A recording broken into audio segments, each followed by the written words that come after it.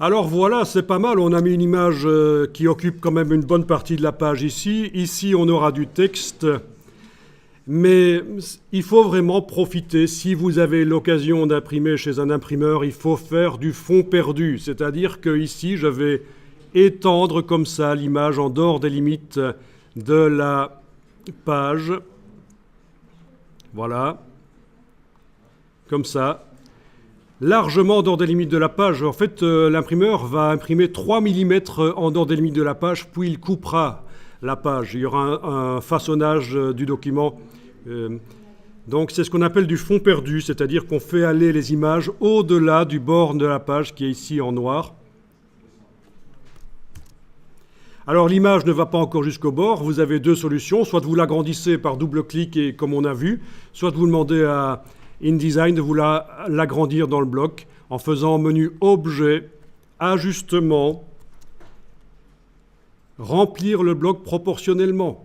Objet, Ajustement, Remplir le bloc proportionnellement. Et voilà, l'image agrandit le bloc.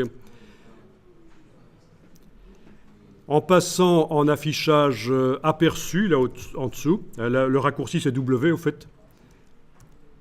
On n'a même pas besoin de cliquer, c'est le raccourci W.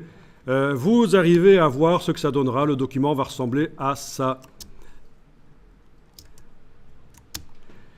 Et ça, c'est ce que vous voyez dans les livres et dans les magazines. Contrairement à ce qui se passe quand on fait une impression sur une photocopieuse couleur ou une imprimante, vous avez la possibilité, chez un imprimeur, de faire aller les images jusqu'au bord des pages. Vous pouvez aussi, bien sûr, imprimer vos affiches chez vous sur du jet d'encre sur un papier plus grand que le format de l'affiche et puis vous recoupez au cutter, bien sûr.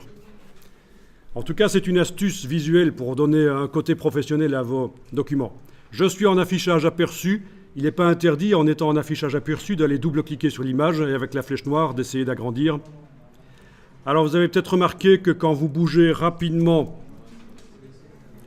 la poignée, vous ne voyez le résultat que quand vous lâchez le bouton la souris. Si vous cliquez sur la poignée, vous attendez un tout petit peu et vous bougez, vous avez une vue en temps réel de ce que ça donne. Donc ça, c'est la petite astuce. Il faut laisser un peu de temps à InDesign de faire la prévisualisation de l'image. Donc si vous cliquez et bougez directement la poignée, c'est seulement quand vous lâchez le bouton la souris que vous voyez ce que ça donne. Si vous cliquez, vous gardez un tout petit peu, une seconde, et puis vous bougez, vous l'avez en temps réel. Même chose quand on déplace. Là, j'enfonce plus aucune touche. Je déplace, mais j'ai cliqué et j'ai attendu un tout petit peu. Et là, quand je déplace, c'est du temps réel. Parfait. Quelle est la résolution effective de cette image dans InDesign? Est-ce que c'est valable? Pour une sortie sur tablette, il faudra du 144 pixels par pouce. Ici, je suis à 126.